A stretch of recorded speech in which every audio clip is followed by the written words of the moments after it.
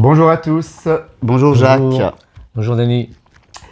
J'ai pris l'initiative d'interviewer les hommes qui ont participé à mon cursus de stage tantra La Voix des Hommes. Et Jacques est le premier à se plier à cet exercice.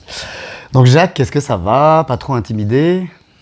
Bon, un petit peu, mais je suis content en même temps de participer pour cette première à être interviewé parce que contribuer à faire développer la voix des hommes. Ouais, en tout cas merci parce que je sais que c'est pas un exercice toujours facile et puis moi, pour moi c'est un plaisir aussi de partager ce moment d'échange avec toi. Merci Dani. Est-ce que tu peux te présenter en quelques mots aux hommes qui vont regarder cette interview?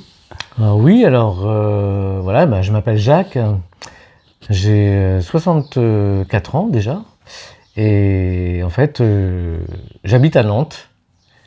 Et j'ai découvert le tantra par intermédiaire de Dani en 2021. Comment tu as connu justement La Voix des Hommes? Enfin, comment tu es arrivé sur mon site internet ou ma page Facebook La Voix des Hommes? En fait, j'avais un ami qui avait dans ses groupes d'amis Voix des Hommes, La Voix des Hommes.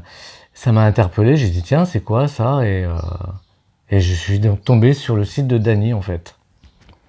C'était en quelle année? En 2021 forcément, parce que... Ouais, 2021 déjà.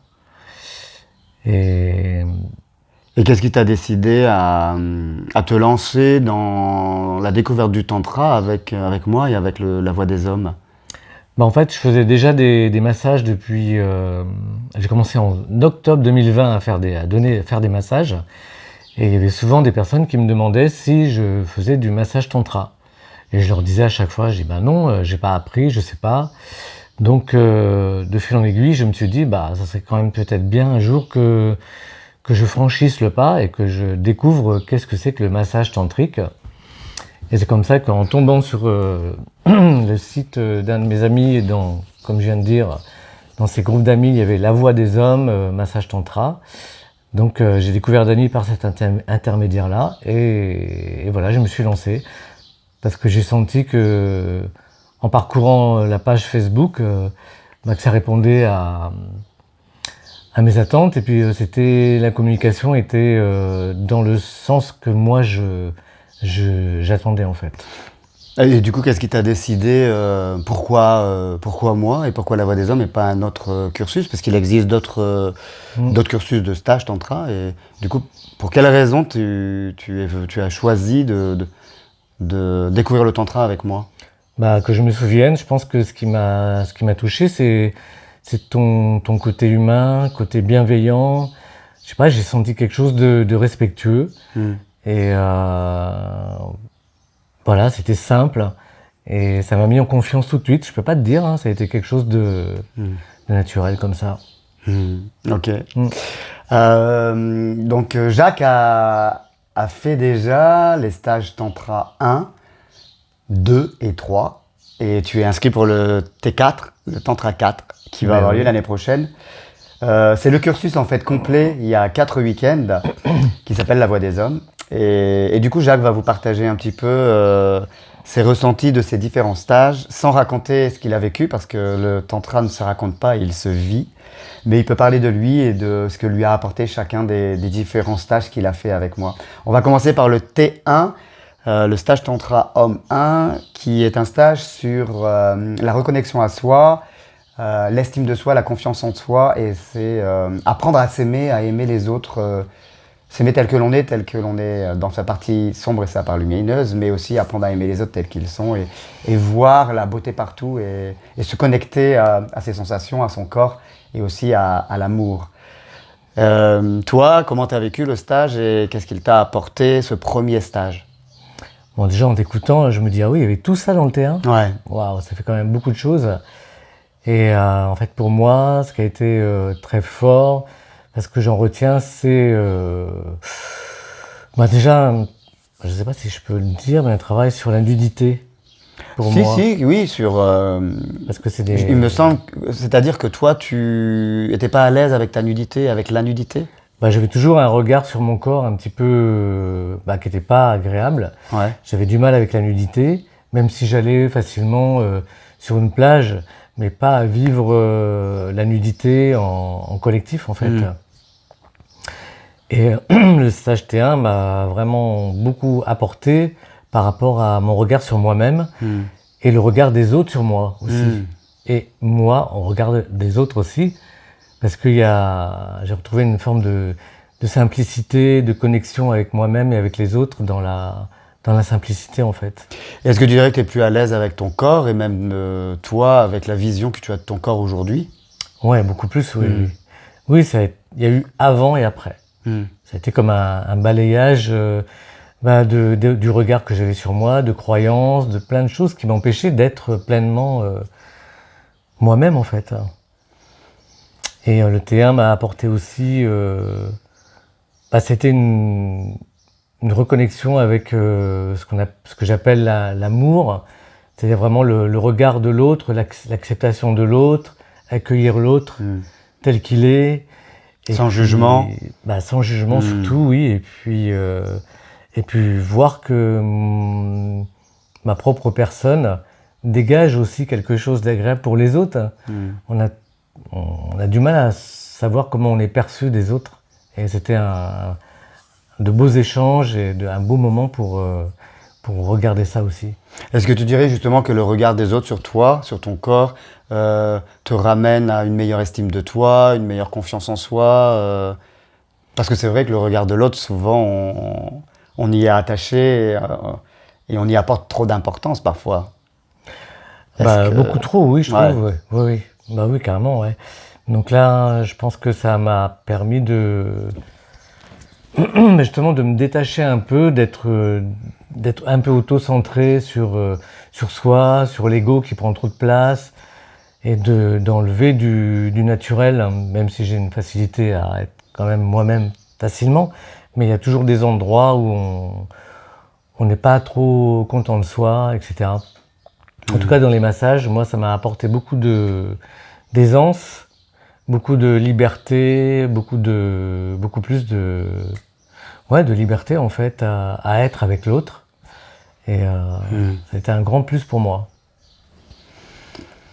Du coup, il s'est inscrit au stage Tantra Homme 2. Donc c'est un stage qui est plus axé sur le masculin, qui est... le thème, il est se reconnecter à son masculin et au masculin en soi, et le reconnaître, et puis se libérer aussi des conditionnements dans lesquels on est enfermé depuis toujours. Donc un stage un peu plus yang. Je ne sais pas si tu te rappelles de ce stage.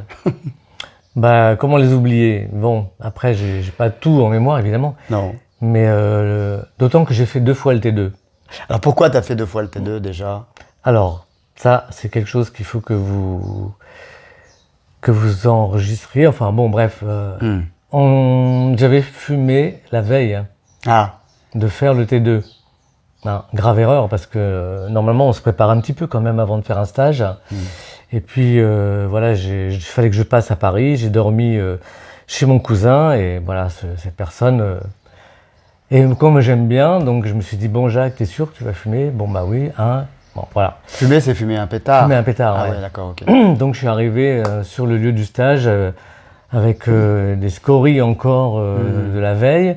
Et en fait, j'étais pas centré du tout, j'étais plutôt observateur. Et puis c'était l'hiver, il faisait pas beau, le lieu était pas non plus super. Je me rappelle plus où c'était. Au bord de l'Ardèche.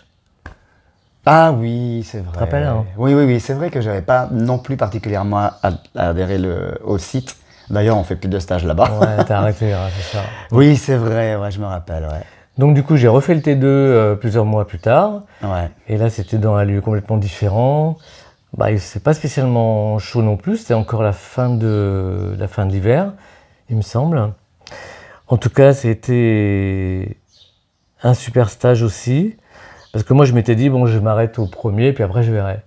Et en fait, j'ai découvert quand même tellement de beaux échanges avec les hommes, de découvrir, justement, le T2, c'est sur le masculin, d'aller vers le masculin, donc aussi une nouvelle façon d'aller vers les hommes, d'aller à leur rencontre et d'avoir toujours ces échanges. En plus, par le biais du massage, ça amène forcément... beaucoup de choses qu'on découvre, que je continue à découvrir. Plus de liens. Ouais, il y a plus de liens, il y aurait beaucoup de choses à dire, mais c'est toujours des moments précieux que je garde parce que c'est inoubliable ce qui se passe. Oui, surtout qu'on est sur l'énergie du yang, donc là on va vraiment à la rencontre de son masculin qui parfois peut avoir été violent quoi, ou agressif, ou puis surtout en fonction abîmé, oui. En fonction des hommes qu'on a connus dans nos vies. Et puis même la société nous renvoie tellement de choses sur le masculin, on doit être fort, on doit être on doit être comme ça, blablabla. Et en fait non, pleurer. On est amputé en fait, on est amputé d'une part de nous en fait. Et redécouvrir ce qu'est le masculin et s'autoriser à être simplement dans cette énergie. Puissant et fort en fait. Puissant et fort, mais aussi voir sa vulnérabilité. Ouais, d'ailleurs cette vulnérabilité, très belle transition. Ouais. On va la découvrir dans le T3. Voilà. Le T3 qui est un stage plutôt axé sur le féminin, à la découverte du féminin en soi, comment renouer avec ce féminin et le laisser s'exprimer, parce que c'est pas toujours évident pour nous les hommes de pouvoir aller toucher à cette corde sensible, à cette vulnérabilité et pouvoir la laisser s'exprimer en fait, face à d'autres hommes. Et le T3, c'est vraiment un stage axé sur le féminin et où on va encore un peu plus dans la spiritualité, parce que pour moi, le tantra, c'est spirituel. Et l'objectif, il est d'aller encore plus en profondeur dans qui nous sommes et découvrir la spiritualité. Toi, qu'est-ce que tu en retiens de ce T3 qui était le tout premier? Il a participé au tout premier T3. J'en garde aussi un excellent souvenir parce que, effectivement, aller visiter le féminin chez soi, moi, ça m'a permis d'accepter ma douceur. Je le ressens beaucoup dans les massages que je donne parce que maintenant, je m'autorise à donner des massages tantra. Donc, dans la lenteur, dans la subtilité, dans vraiment accueillir l'autre, encore plus dans l'amour. Donc, j'efface mon ego vraiment de plus en plus et je suis vraiment à propos de l'autre. Et je trouve que le féminin a quelque chose de merveilleux quand on le laisse s'épanouir, car c'est tout ce dont le monde manque aujourd'hui. Donc apporter ça dans ma vie et pouvoir le faire rayonner autour de moi, c'est vraiment quelque chose de très précieux. Et du coup, est-ce que... alors du coup, le T4, il n'est pas encore fait. Pardon, tu vas y participer l'année prochaine. Mais déjà, le fait d'avoir fait le T1, le T2, le T3, est-ce que tu vois une évolution dans ta vie de tous les jours, déjà, et dans tes massages? Je trouve que dans la vie de tous les jours, j'ai l'impression d'être quelqu'un de plus centré. D'ailleurs, on m'a fait le retour, parce que soi-même, on a toujours du mal à voir, j'ai toujours du mal à me sentir qui je suis. Bon, je le ressens un peu plus quand même qu'avant quand même. Mais j'ai toujours des retours vachement positifs où on m'a dit « mais Jacques, je te sens vachement plus posé, plus ancré, plus posé » en fait, c'est le mot qui ressort le plus. Et je le ressens bien parce que j'ai une belle distance en fait entre les événements et la façon dont moi je les vis intérieurement. Donc je prends les choses de façon beaucoup plus détachée, on va dire. Je ne suis pas indifférent, mais et je pense qu'il y a une juste distance qui s'est installée depuis, même si je pratique à côté un bouddhisme qui me permet aussi de me nourrir et de ne pas prendre les choses trop violemment, etc., mais d'avoir une distance aussi. Mais le tantra m'a permis d'aller plus en profondeur parce qu'on travaille sur le corps. Et ça a été vraiment quelque chose qui me permet d'être plus en harmonie avec, en harmonie avec moi-même et apporter encore plus de douceur et d'être plus quelque part moi, je crois. Bah ouais. Hein? Moi, ouais. Moi, je t'ai vu arriver au T1, je te vois aujourd'hui, t'es plus du tout le même homme. Je vois le chemin qui a été parcouru, ton regard qui est plus lumineux, ta présence, t'es plus posé, tu t'affirmes plus en tant qu'homme, tu peux connecter à ta douceur aussi. Donc je vois l'évolution et c'est ça qui est chouette en fait. Et ce qui m'intéresse aussi, c'est tu pratiques le bouddhisme. Oui. D'accord. Donc c'est plutôt intéressant de se dire qu'on peut avoir une pratique bouddhiste ou religieuse et faire du tantra. Ah oui, ça n'a rien d'incompatible du tout. Au contraire, chaque couche se nourrit de l'autre. Et pour moi, c'est quelque chose. C'est comme si on mangeait toujours la même chose. Ben, on ne pourrait pas manger. Ça serait triste. Si on fait une pratique religieuse plus du tantra, en fait, l'un éclaire l'autre. Ouais. Voilà ce que je pourrais dire. Donc, Et dans tes massages, du coup, tu as remarqué aussi une évolution dans ta pratique des massages? alors déjà, j'ose faire des massages tantra depuis le mois de mars, donc 1 an et demi après avoir commencé ce cycle de tantra. Et dans mes massages, je le disais un petit peu tout à l'heure, c'est-à-dire que je suis... déjà, je m'autorise quasiment à faire que des massages au sol, alors que c'est un peu compliqué. Déjà, au niveau de la posture, il faut être un peu souple et tout. Donc, j'ai gagné en souplesse, à force de faire les massages sur futon. Et puis, dans le tantra, ce que j'aime bien, en fait, c'est proposer aux gens de le faire, de découvrir ce qu'est le tantra. Je prends toujours un petit temps de dialogue pour expliquer ce que c'est le tantra et ce que ce n'est pas le tantra. Il vaut mieux. Surtout ce que ce n'est pas. Ouais. Parce qu'il y a trop en Occident de cette vision sexuée en fait, du tantrisme. Alors qu'en fait, c'est l'énergie du tantra, c'est l'énergie de la sexualité qu'on va stimuler, rechercher pour arriver à vivre quelque chose de beaucoup plus spirituel, beaucoup plus puissant que simplement un acte sexuel en lui-même. Et c'est ça qui est extraordinaire dans le tantra, même si on passe par l'énergie sexuelle. Et dans mes massages, en fait, voilà, déjà, c'est transmettre cette information. Cette vision du tantra. La vision du tantra, comme tu me la transmets, et que je trouve, sans savoir, c'est ce que je recherchais en fait. Ouais, super. Il y a beaucoup d'hommes qui hésitent encore à s'inscrire dans des stages de tantra, justement par rapport à ce que tu disais, où il y a un amalgame qui est fait en Occident entre tantra et sexualité.